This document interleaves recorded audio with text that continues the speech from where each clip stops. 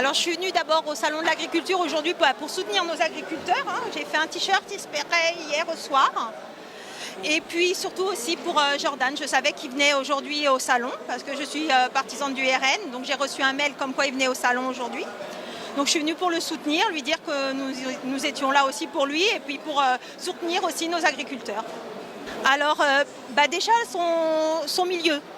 Macron a eu la chance, je dirais, de vivre dans le confort que Jordan n'a pas eu enfant, que la plupart des Français n'ont pas eu non plus.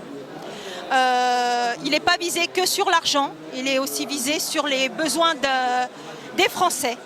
Il voit aussi la misère qu'à la fin du mois, c'est difficile pour tout le monde, même acheter français.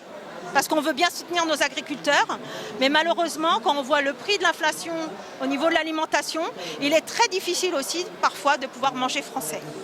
On est obligé de s'orienter avec des fruits et des légumes qui viennent de pays soit d'Europe, soit bien plus loin, du Maroc, parce que l'inflation est beaucoup trop élevée, même au niveau de la viande. C'est très difficile de manger de la viande aujourd'hui tous les jours pour un Français.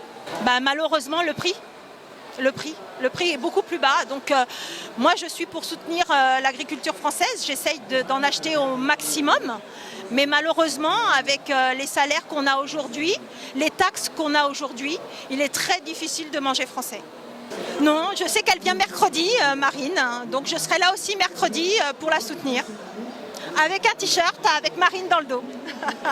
Je trouve qu'elle est très proche d'eux, elle est à leur écoute, elle va facilement au stand, elle discute facilement avec eux, elle écoute leurs besoins, elle écoute leur misère qu'ils vivent aujourd'hui, la précarité dans laquelle ils sont. Et elle apporte des choses. Alors on verra aussi avec l'avenir, parce qu'aujourd'hui malheureusement elle n'a pas tous les grands pouvoirs au niveau du gouvernement, mais j'espère qu'en 2027 ça changera. Eh bien moi je leur dirais, écoutez, on n'a jamais essayé de voter RN et il faut leur donner leur chance. Je ne dis pas que ça sera forcément meilleur, mais le fait qu'on n'ait jamais essayé, il faut essayer. On a besoin de changement de toute façon. La jeunesse c'est aussi l'avenir. On a eu beaucoup de présidents âgés, et bien maintenant ayons aussi un président jeune.